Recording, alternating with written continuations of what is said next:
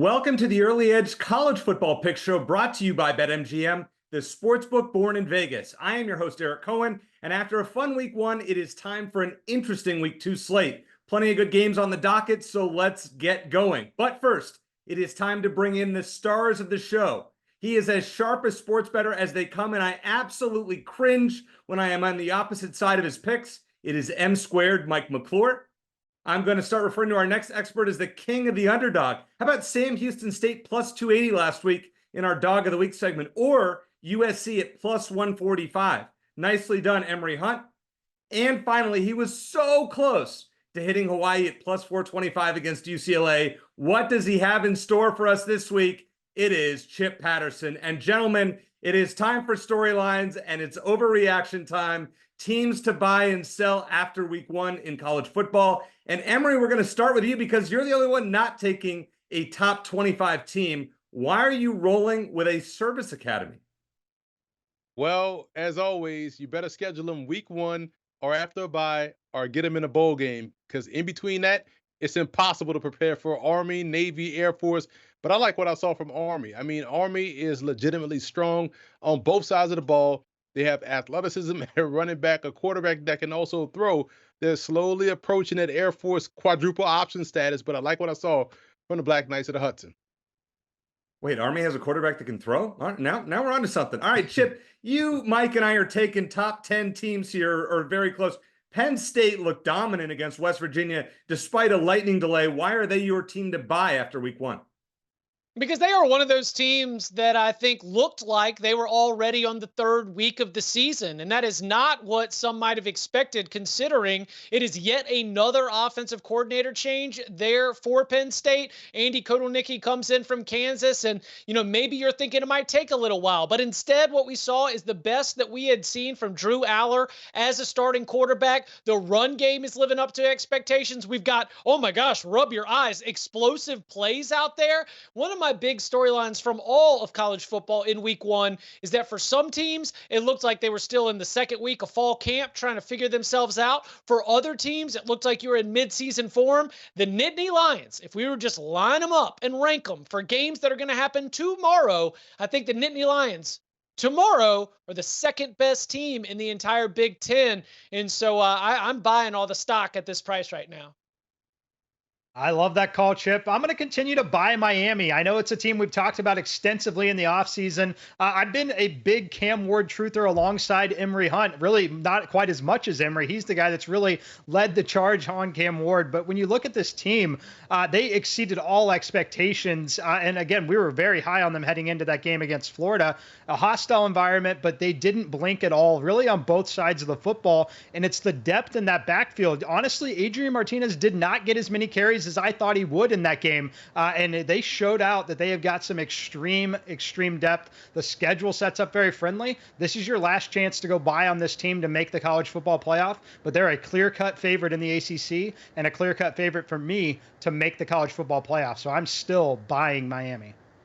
Yeah, and M squared, good credit to you as well for last week's show. I think you had a 2-unit play on the SportsLine site on Miami on the money line. That was as easy, sweat-free as they get. My team to buy is Notre Dame. I mean, listen, they went into College Station, won by 10, and they'll probably be favored by double digits in every game until they finish the regular season at USC. Probably still favored there, maybe a touchdown or less. That defense looks elite. They held Texas A&M to under 250 total yards. And if they stay healthy, this team is a definite top 4 contender. But unfortunately, based on the way the college football playoff is, they cannot host, or they cannot get a bye for the first round of the playoffs. They can host a playoff game in the first round, though. All right, team to sell. Emory, we're going to start. Oh, Emory, this is too easy. Come on. They're 0-2 already. You're going with Florida State.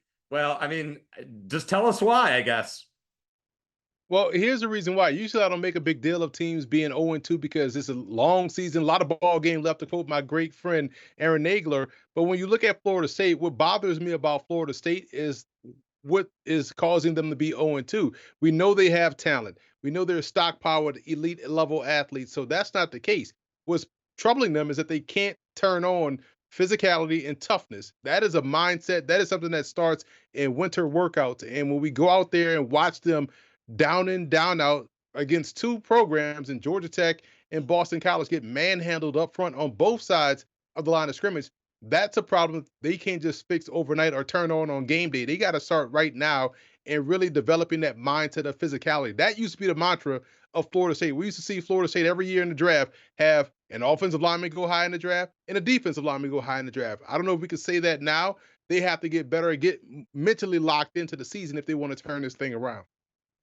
It might be time for a quarterback change at some point. I mean, DJU, I think I've seen enough. All right, M squared, you, Chip, and I have the same team that we're fading. Texas A&M started off. Yeah, it's got to be Texas A&M here for me. You know, you look at that matchup with Notre Dame, a lot of credit to Notre Dame going in that environment and winning.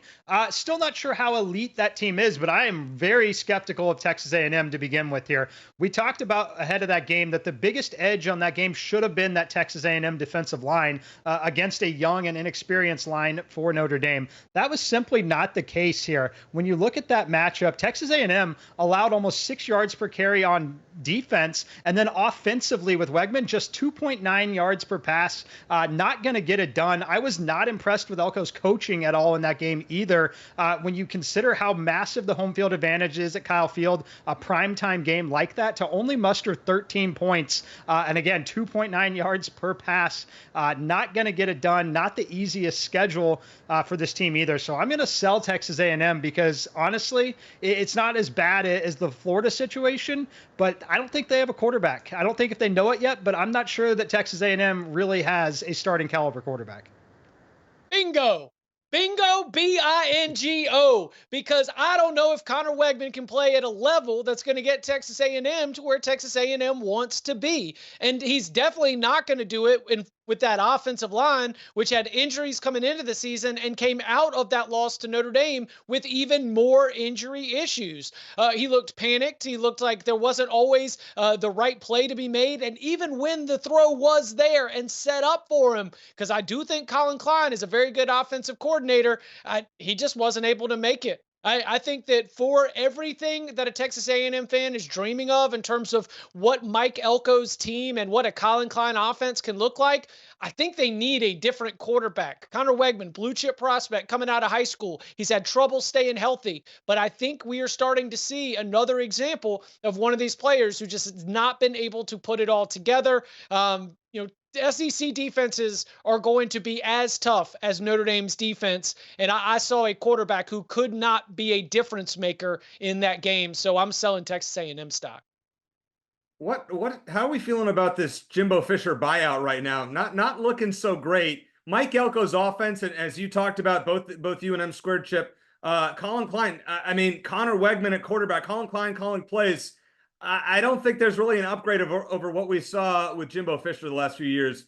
Definitely out on Texas A&M. I had him in the playoff. Whoops. All right, Heisman sleeper. Now, this one's interesting. We're going to say anything over 40-1 or above. And Chip, we're going to start with you. You're picking a player that did he even play in week 1. I didn't check the box score. He scored 2 touchdowns. He's not supposed to play this week. Chip, what are you doing? Arch Manning. Preposterous, EC. You didn't even watch all those points? He scored 2 touchdowns. All right, so here's the principle. We're looking for long shots. We're looking for sleepers. We got ourselves a situation where Texas is going to be going up into Big House, going up against a Michigan defensive front that has Kenneth Grant, Mason Graham, Josiah Stewart coming off the outside, and we've got a quarterback in Quinn Ewers who has been a little injury prone. Not majorly injury prone, but, whether it's the wrist or the hand or the shoulder, my man has missed some time. So if Michigan's defensive front, which is nasty, if they do put Quinn into the ground and Quinn comes up a little bit hobbled, well, we're going to bring in an Arch Manning, who again, EC, scored 2 touchdowns, 1 passing, 1 rushing just last week. If Arch Manning leads Texas to a win against Michigan in the Big House, your storybook Heisman Trophy moment has arrived. Your price on Arch Manning will not be the price that it is right now. Yesterday's price, today's price, you know how the saying goes. So if you want a real flyer, go grab Arch before Texas's offense goes up to the Big House, because if Arch is the one who leads them to a victory because of an injury situation, woo boy, we're going to be just full steam ahead with this Arch Manning story. Now, Chip, that's a brilliant explanation, but I want players who play, like Emory's pick, Ashton Jeanty from Boise State, who had, 265 yards rushing or something thereabouts last week against Georgia Southern. And Emory, he has a chance this week against Oregon to get even more exposure on a national scale. Never change, Chip. I love that. Never change. Listen, what I hate about this whole Ashton Jeanty thing is because he ran for 267 last weekend and 6 touchdowns. And because he plays running back, they'll use that as the floor. So if he goes for 185 and 3 touchdowns against Oregon, it's like, he had a down week, so he can't be a Heisman finalist. But you got to get the running backs back in the Heisman conversation. That's when the award was the best, when all the running backs were lined up to grab it. So I'm all for a 2,000-yard season for Ashton Jeanty. If he doesn't win it, at least get the young man to New York City so he can go around and have some pizza or something like that as well. All right, M Squared, you and I are taking some homer picks. We're going to start with yours. Avery Johnson, Kansas State. Why am I not surprised to see him as your Heisman sleeper? Well, it's honestly the market movement here, EC. When you look at this, we first of all, we backed him 70-1 in the offseason, got all the way down to 25-1 after 1 week against an opponent where they're putting nothing on tape. He's back to 40-1 after 1 week. And I really love the upcoming schedule because I think they're going to be able to win games, but not only win games, they're going to be in a ton of shootouts. I'm talking games where we're going to see totals in the 60s, potentially 70s, and that leads to points. When you look at Avery Johnson, the skill set, it's the ability to take off and run at any given moment, and that's what he's going to have to do in some of those matchups. But when you look at the schedule, you've got a team like Arizona. We know that's going to be a high-scoring shootout. You've got Oklahoma State, going to be back and forth, high-scoring. You've got that game against Colorado. That game's definitely going to be high-scoring in Boulder. I like the opportunity coming up for him, but it's really about the market movement. I thought the 25-1 price was relatively fair. Could definitely make the argument for it being even lower, but now that we're back to 40-1 after 1 game, I'm willing to still buy here because that game really wasn't in them putting anything on paper here. M Squared, we're talking about market movement. I'm sitting there at Arizona Stadium on Saturday night seeing Tetero McMillan at 150-1. He's down as low as 60-1 in some places, but right now we're going to play it at 65-1. 10 catches, 304 yards, and 4 touchdowns on Saturday night against New Mexico, and he was down at the 1 for a potential 5th touchdown. Now, only one player in college football history has gotten to 2,000 receiving yards. Trivia question: Trevor Inslee of Nevada in 1999. I bet most of you didn't know that, as I didn't either. But Tetero McMillan already off to a good start. And if he gets to 2,000, he gets to New York for the ceremony. Outside of Kansas State next week and Utah later this month, which Big 12 defenses seem capable of slowing him down? The answer is none. T-Mac, 65-1. Let's play it. All right, now, if you are not a SportsLine member, what are you waiting for? And we have a code for you that is better than anything you can find on sportsline.com. Use promo code WINNERS, get 60% off an annual plan, and join SportsLine for best bets and model picks. You got so many articles. The NFL, college football, and every other sport is covered, so check it out. But coming up next, it is the game of the early season. Michigan hasn't lost a college football matchup since December 31st, 2022 against TCU. Will another team from Texas snap that winning streak? We'll make our top selections here on the Early Edge College Football Pick Show.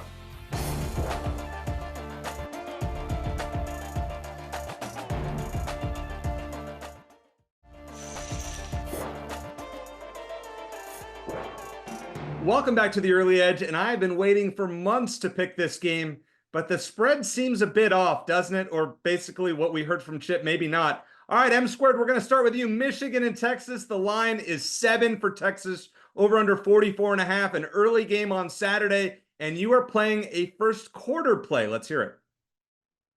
Yeah, I'm going to back the Longhorns in the first quarter, -1.5. To me, this projects as a spot where I think Texas is ultimately at least able to get into field goal range and put some points on the board. I think it's going to be a little slower moving for Michigan. I think it's going to be slower really on both sides of the ball potentially, but I do think Texas will have a nice scripted drive out of the locker room, putting themselves in a decent spot. The question marks I have are going to be for that Michigan offense. I think Michigan is certainly going to be competitive defensively, but I ultimately like what what Texas is able to do. I think they've got great offensive depth there and really going to put some pressure on that Michigan offense. So for me, first quarter -1.5, rather than worrying about winning by a touchdown or 2 possessions later in the game, I think Texas has a great shot of winning the first quarter.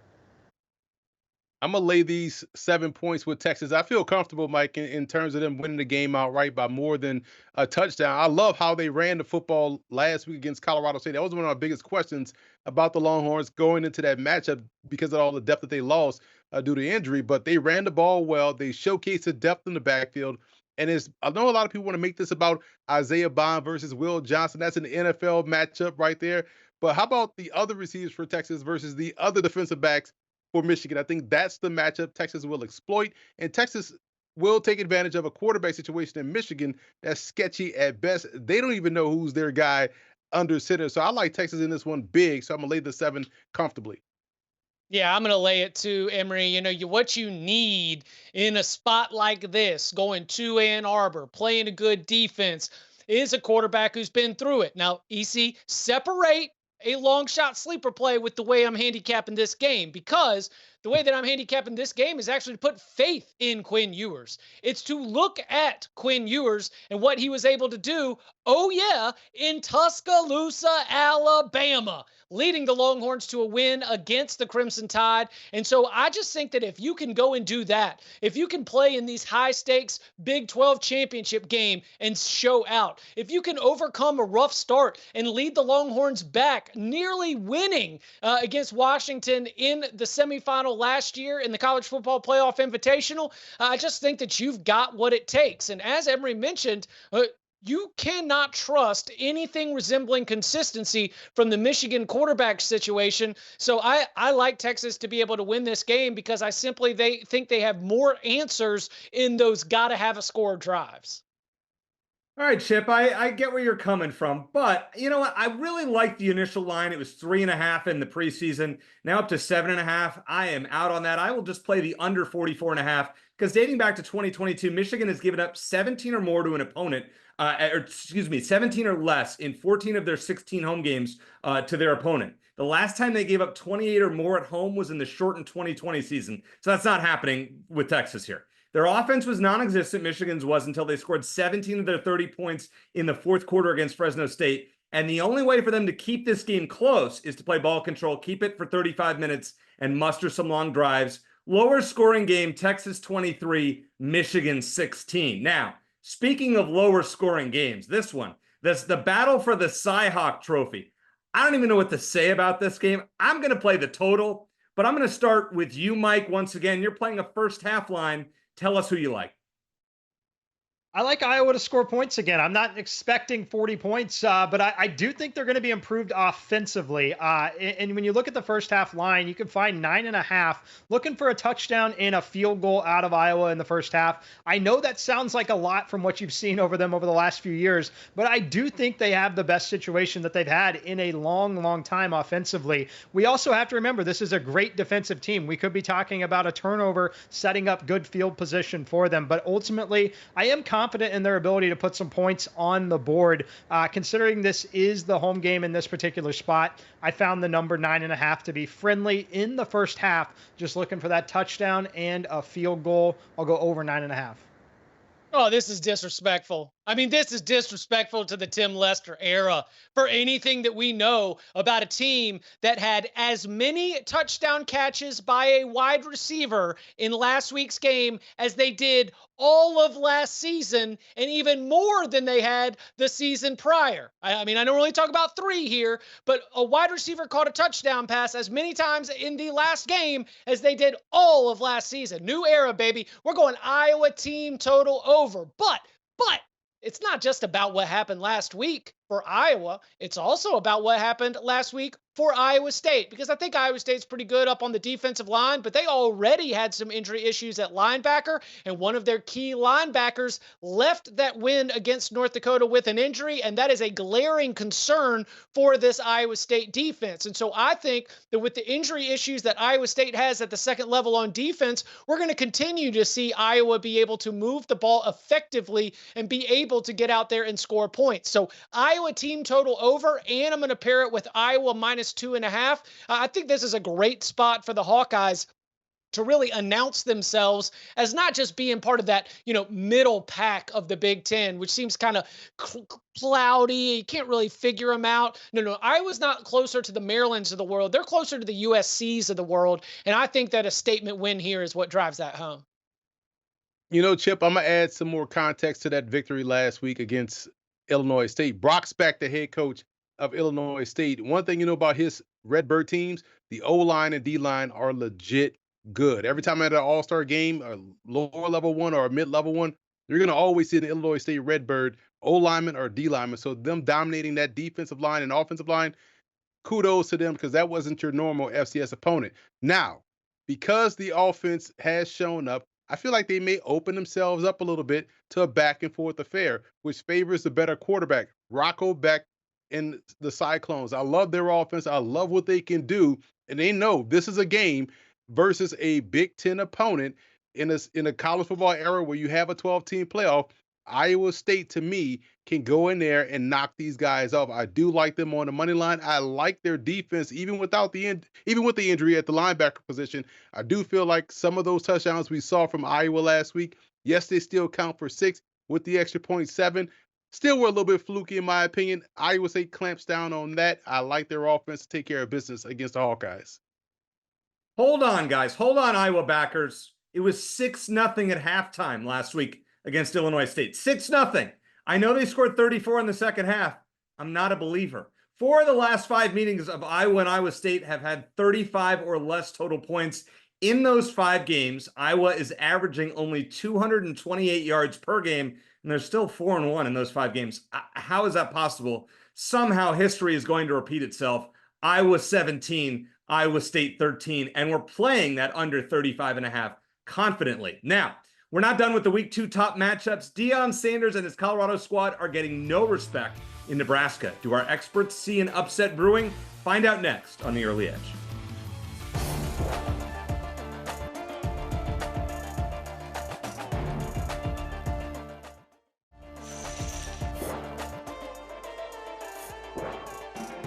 Back on The Early Edge, and I am guilty of fading Colorado often over the last 2 years, as I think they have been overvalued by the odds makers. But this week may be a different story. All right, we're going to start. A lot of interesting plays here. Chip, we're going to start with you because you have a first half line. Tell us what you like. Yeah, I'm going to take Nebraska at home to be up by a touchdown in the first half. This is a spot where I recognize how dangerous Shedeur Sanders can be later in the game, especially as Colorado really likes to open that offense up. But Nebraska defensive coordinator Tony White is fantastic, and I think that he's going to come in with a very good game plan that involves trying to keep everything in front of the defense. Matt Rule ain't going down by letting Shedeur beat you over the top. We're talking rush 3, drop 8, and just dink and dunk down the field. Play yourself a little red zone roulette. On the other side, everything we've seen from Colorado's defense that suggests that they are susceptible to getting picked apart. That's where I think Dylan Raiola is going to be able to have a very good first 15. Those scripted plays that they've been going over all week. So with Nebraska being able to score early and with the Cornhuskers defense really making Shedeur work for it, I do think that Nebraska will get off to a good start in this game. So give me Nebraska -4.5 in the first half. Man, give me the over. A lot of folks are underestimating how impressive Shedeur Sanders is as a quarterback, and they forget that he played this same Nebraska defense, albeit in different scheme and whatnot. But they put up 35 points last year against Nebraska. And a lot of times when I talk about him being number 1 quarterback in the country via the NFL draft, folks are like, well, I want to see him against a big team, as if he wasn't at Colorado last year and didn't play Power 5 opponents. Man put up 510 against USC, 80% 4 touchdown passes. Against TCU. USC was going back and forth, 66%, 371, 4 touchdown passes. 80% against Colorado State, 4 touchdowns. Game-winning drive against Arizona State. 70% against Stanford and 5 touchdowns. 10 games that he played the full game in last year, 7 of them was a 1-score game. So the offense can score. Now, to Chip's point, The defense, I still worry about. They can still give up some points. So I do like this one to go back and forth. Yes, they can rush, but they got to. Shador Sanders loves to play off script and loves to get outside the pocket and keep his eyes downfield. So I'm expecting another shootout here between Colorado and Nebraska. I'm just upset that this game is not on Thanksgiving weekend like we all grew up watching it. A great rivalry game in college football, but they will score against Nebraska, and Nebraska will score against Colorado. That's why I like the over 57.5. I'm right there with you, Emory. You know, this one to me projects as what we thought we were going to get with LSU USC in week one. This is going to be a shootout back and forth. And it's really evident by the quarterback play. When you look at Nebraska, Dylan Raiola, he is going to be a stud. He's going to be able to put up points, especially against this Colorado defense. But Colorado offensively should have some success here too. Nebraska's looked good on paper over the last 8 games that they've played rolling back to last season. But go look at the opponents. Nowhere near the talent offensively that Colorado represents here. So I personally think this is a shootout back and forth.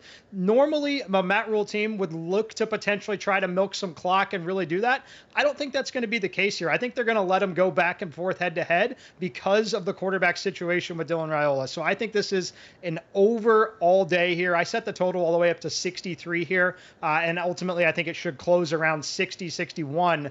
So watch this game over the next 3 or 4 days. It's only going up in the market. Yeah, M squared, I think you make a great point about who has Nebraska really played since September, early October of last year. Really bad offenses from the Big Ten. Now they face a dynamic one in Colorado, and I'm taking the Buffaloes +7. I love the hook, and I played it at sportsline.com. I played the 7.5. I don't think much of Colorado's defense, that's clear. But when you have, as Emory called him, the top quarterback in college football, playing a true freshman in only his second game, I'm not sure I understand the line here. Shador, as we saw, threw for 393 last year in Colorado, scored 36 points. Although he was sacked 8 times, that's not encouraging. Nebraska's defense continues to get better, but this one still feels like a close game to me. And once again, if I can grab that hook, I will.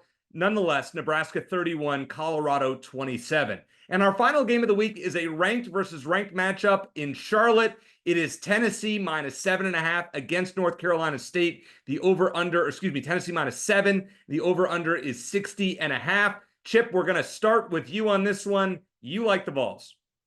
Oh yeah, I like the Vols. I think there are a lot of things that are concerning if I am NC State coach Dave Doran. The first of which is going to be something he has already expressed. NC State's offensive line was not good enough. They were not good enough in opening up holes for Jordan Waters in the run game. They were not good enough at being able to create a lot of good pass protection. And Tennessee's defensive line is one of the best that NC State will see all season long. James Pierce Jr., one of the top defensive ends in the entire country. Somebody who might be a first round pick or a first overall pick in next year's NFL draft. And so, for that offense, which was a little bit clunky until they decided to just play hero ball with KC Concepcion, which by the way is not a bad game plan. I think that's going to be tough. And then on the other side, I think that this NC State defense is going to need somebody to be special, because you know who is special? Nico Iamaleava. And I think that for that 3-3-5 stack defense going up against the spit on the sideline splits of the old,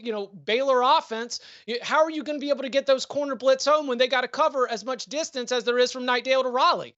This is a bad matchup for an NC State team that really wants to keep you in the box and let the linebackers go make plays. If NC State wins this game, it is because its defense has done something that neither Iowa or Chattanooga was able to do, and that's contain one of the best quarterbacks in the country, Nico Iamaleava.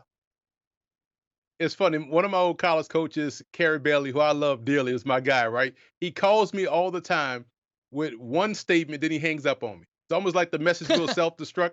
So last weekend, while we're in studio watching this TV game, the Tennessee game, he calls me. He was like, Emory, listen, this quarterback we got, the best I ever seen in my life with my own 2 eyes. Click. And I was like, well, hey, if Coach Bailey signed off on it, then I got to sign off on it. And you're right, Chip. What we saw last week from a Western Carolina team that lost a lot of their key players dominate NC State up front and control the game on both sides of the ball until Jordan Waters went off.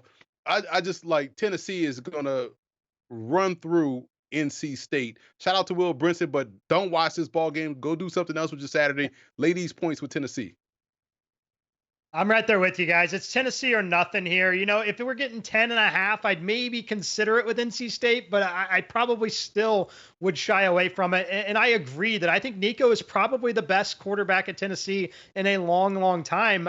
You know, I think this team, the expectations are always so high for Tennessee, and rightfully so, right? But when you look at this matchup here with NC State, I think they're getting too much credit for having McCall at quarterback at this point. Yes, he's got a ton of experience, but overall, I think this is a Tennessee team that should handle its business here. I have some major concerns about the offensive and, frankly, defensive line on that NC State squad. So for me, it is just a decent team in NC State, completely outmatched against a top-tier SEC team, and I think that talent gap is going to show itself, whether it's in the first quarter, second quarter, but by the time this game is all said and done, would not shock me at all if Tennessee wins this by multiple touchdowns.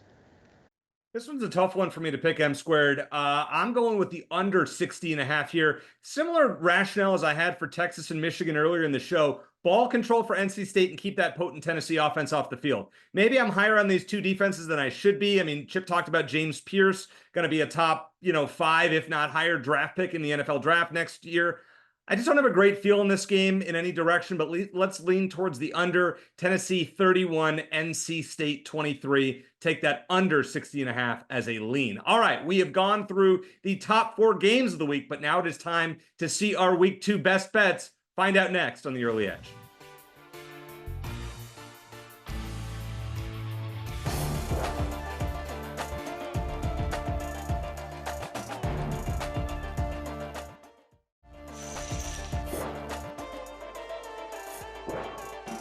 It is time for our best bets here on the Early Edge. Last week, all of us went 1-1 in this segment, so somebody has to sweep the board, right?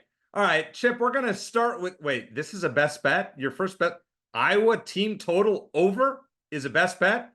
Do tell. It's disrespect. Look, 18.5 is disrespectful, right? Because Iowa's going to score 20-plus points in this game. I also think that maybe the full game is going to be it, but I got my best bet is that what we saw from the Hawkeyes offense is not some kind of mirage, and that the involvement of wide receivers, which includes some freshmen that have been stepping up in a big way, and Cade McNamara looking comfortable within that system, what Tim Lester has done with this group is not something that is only going to happen in the FCS game. It continues here.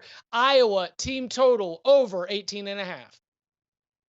I'm with you there, Chip. I'm going to lay the 2.5 with Iowa here, believe it or not, as a best bet. Obviously we're putting a lot of faith in what we saw last week, but it's really encouraging after seeing this program struggle offensively for so long, because we know they're going to be there defensively. And I think this is a decent matchup for them. It's one, first of all, that fan base is always excited for this matchup, but being that it's a home game and after what they just got to see, it's going to be at an all-time high. As Chip would like to say, the vibes, they will be at an all-time high right now for Iowa in this particular matchup, getting it in week 2. And I liked what I saw from McNamara. So I personally think defense could lead to offense, whether it's a touchdown or just simply great field position for this team. I think Iowa is going to build on that momentum. I love that they were able to really play so strong in the second half of that game. I know it was an inferior opponent, but it was great for that confidence. And I think it carries over here, as I do have some question marks about the offensive and defensive line for Iowa State. So give me Iowa minus 2.5. Northwestern was in a dogfight last week with the Red Hawks of the Miami of Ohio. And it came down to the wire. Brett Gabbert threw that interception. You look at Duke, they had some issues with Elon up front. Elon will be a solid FCS program throughout the course of the season, but continuity and cohesiveness gets better as the weeks go on. And Malik Murphy had a fantastic game against Elon. Would have had a sensational game had these receivers been able to catch the beautiful deep balls that he was throwing all throughout the night. I do expect him to catch passes this week better than he did last week against the Phoenix. I like Duke on the money line to go into Northwestern, that beautiful stadium, and knock out the Wildcats because of Malik Murphy and the chemistry that is going to continue to build with these receivers. I'm calling this one an Emory Hunt mid-major special. Give me Texas State -1 against UTSA. Now, the Bobcats are 0-5 lifetime against the Roadrunners, but it is time for things to change. They're a legitimate playoff contender, Texas State is, if they can beat UTSA this week and Arizona State next week. Their quarterback, Jordan McLeod, formerly at the University of Arizona, led James Madison last year. He's transferred all over the place to an 11-1 regular season record and looks to do the same this year for G.J. Kinney's team. A little concerned about how they took their foot off the gas pedal last week against Lamar, but they probably got caught looking ahead slightly. Give me Texas State 33, UTSA 28. All right, Chip, back to you. Absolutely love this play. A team from the Big 12, the favorite in the Big 12, laying a lot of points. Oh my goodness, so much is made about how these Big 12 newcomers got to figure out how they're going to go to Stillwater and how they're going to go to Lubbock. Well, you know what the real concern is? How are all those Big 12 teams going to handle one of the best home field advantages in all of college football? I'm talking about Rice-Eccles Stadium in Salt Lake City, because it ain't just the elevation. It ain't just the physical brutality that Kyle Whittingham teams play with on both lines of scrimmage. It's also the muss. It's a student section that comes in geared up and ready to rip somebody's head off and bite some kneecaps. I think that Utah is going to overwhelm Baylor at the lines of scrimmage. And if you go back and you remember the MAC championship game between Toledo and Miami, DeQuan Finn, then at Toledo, very, very good player, but he was running for his life and not making good decisions because Toledo couldn't block up front. I think we've got a similar situation here. Don't trust Finn and the Baylor offense in the road spot. I'll lay a big number with the Utes. I'm going to the Big 12 as well. It's going to be Kansas State against Tulane. Look, Tulane is a team that has been good. That program has been good over the last few years. The version that they're trotting out this season, though, however, looks a lot different than it did just a year ago. First of all, they've got a little quarterback controversy. You got multiple guys there. We all know the saying, if you've got more than one quarterback, you don't have a quarterback. That's personally what I think will happen against top-tier talent. And certainly in this matchup, I think Kansas State has them outclassed, especially on the offensive and defensive lines. I personally think Avery Johnson's going to have some success here, whether it's through the air or with his legs. And I really like the two-headed monster in the backfield for Kansas State. So while this is a big number, it is a true road game in New Orleans. I think they should be a 2-touchdown favorite here because I think they hold a significant advantage on the line of scrimmage. Give me Kansas State minus 9.5. You know I started with my best Heisman underdog as a running back, and I'm going back to the position once again for my best bet, my second best bet with Thomas Hammock, the outstanding coach, former running back at University of Minnesota, is coaching Northern Illinois. They take on Notre Dame this weekend, and Notre Dame is laying 29.5 points. But here's something about Thomas Hammock. Look at what he has done since 2019 in these underdog spots against Power 5 opponents. He has done a fantastic job. And what I love about the Huskies in general is that they are built a lot like Notre Dame. They're going to line up double tight end with an H-back, and they're going to run downhill. This year, they have a quarterback that can actually throw the football with some consistency. They always have a great running back. Brown back there should do, once again, a lot of great things on the ground. And defensively, just like how Notre Dame and that Texas A&M game went, you saw a lot of fundamentally sound point of attack play, counter, bringing the guy around, fitting the run. That's how Northern Illinois plays. And so for that reason, I like this game to not only be lower scoring, but they're catching Notre Dame at a great spot, emotional high, and they can run the football. They will shrink this ball game almost 30 points. I don't think Northern Illinois loses like that. Plus, we know this is about style points and how they can do so in the eyes of these playoff voters and guys that are on that committee. Expect all kind of tricks to come out the bag for Northern Illinois. I'm taking them plus the points. All right, Emory, this is my favorite play on the board this week. Boise State, Oregon, over 61.5. Your Boise State team, you talked about Ashton Jeanty a little bit earlier in the show, gave up 6 offensive touchdowns and 45 total points to Georgia Southern. Meanwhile, they had over 650 total yards and scored 56 themselves last week. Oregon had 487 total yards against Idaho, somehow only scored 24 points. Feels like some positive regression for me. Oregon 47, Boise State 24. All right, let's recap our top 2 plays of the week each. Chip is on the Iowa team total over 18.5 and Utah minus 14.5. Emory has Duke moneyline at Northwestern and Northern Illinois catching a bunch of points, 29.5 at Notre Dame. Mike is on Kansas State minus 9.5 and Iowa minus 2.5. And I like Texas State minus 1 against UTSA and the Boise State Oregon over 61.5. Now, coming up next, which week 2 favorites are on upset alert? Some moneyline underdogs look to be great values. We'll find out who coming up next.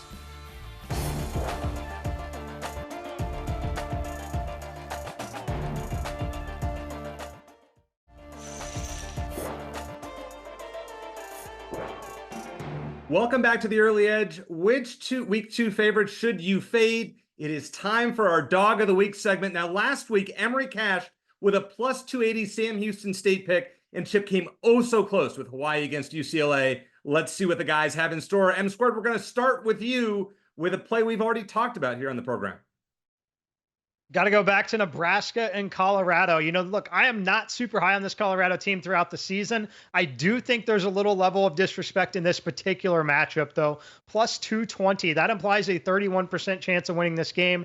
I have the number up to 40%. I think they should be plus 150 on the money line. When you look at this matchup with Nebraska, yes, Dylan Raiola was fantastic. They've got a great coaching staff, and it's a significant home field advantage. However, it's still a quarterback making his second career start against a very, very interesting matchup. And I say very interesting matchup because they're not great defensively, but they can put points on the board and they can do it in a hurry. So if you're not perfect with Raiola, there's definitely a shot where they struggle, and this game is overly competitive. I was expecting the line on this game to be at 4.5. Now that we're getting over a touchdown at 7.5 and a money line price of plus 220, to me, this projects as a game that is very competitive back and forth, very high scoring, very high variance, typically comes in those high scoring affairs. I think Colorado can hang right there, though. I love the money line plus 220. There are a couple of things that would qualify as the worst thing in the world. One is sitting next to an overly chatty stranger on a plane. Two is getting all the way to the gym and forgetting your headphones. And third, being the alley defender versus a triple option team where you have to choose between a quarterback and a pitchman. That is dead in the water because any choice you make is the wrong choice. And that's what's going to happen to Florida Atlantic here against Army. Army does a great job of playing with discipline, as you would expect. They don't make mistakes. They don't beat themselves, all of which what we saw FAU do against Michigan State. Now, it didn't work out for them in terms of winning the ball game or whatnot, but when you look at how they're going to have to play against Army, discipline, assignment sound, fundamentally sound, it's not going to happen. Take Army on the money line against FAU. All right. So sometimes with the money line sprinkle or when you're looking for that dog, you are going for variance. And what is more, variable than dealing with Bobby Petrino? I'm not going to overreact to what happened against Pine Bluff, but buddy, the Arkansas offense was cooking with their old head coach sitting there at OC. So with a very, very exciting matchup between Oklahoma State and Arkansas, let's give the Hogs a little bit of a sprinkle. All right, I spent an hour looking at upset picks, and there's just nothing that stood out to me. But then I saw Mississippi State, an SEC team, at Arizona State. Now, we know I'm biased. I'm a University of Arizona alum and big fan. But this one, listen, ASU's 0-5 against the SEC lifetime. But maybe they're better than we thought, or maybe just Wyoming just flat out stinks. Nonetheless, this is a late game for Mississippi State. Oh, wait a second. They came to Tucson a couple years ago and won a late game. So I'm not sure I'm going to buy that argument. At plus 200, I think there's value for Mississippi State here at ASU, especially if the Sun Devils are who we thought they were and one of the worst teams in the Big 12. Just saying. All right, let's recap our dogs of the week. Mike is going with Colorado plus 220 against Nebraska. Chip, Arkansas plus 240 at Oklahoma State.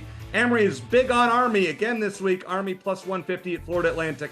And I'm going with Mississippi State plus 200 at ASU. It has been an awesome show, guys. We have learned a lot about college football. I cannot wait to go make my bets. Check out sportsline.com, but also make sure, I hope that you feel prepared for the week 2 college football slate after hearing our experts' picks. So, for Chip Patterson, Emory Hunt, and Mike McClure, I am Eric Cohen. Thanks for watching the Early Edge College Football Pick Show. And as I always like to say, let's hit it big.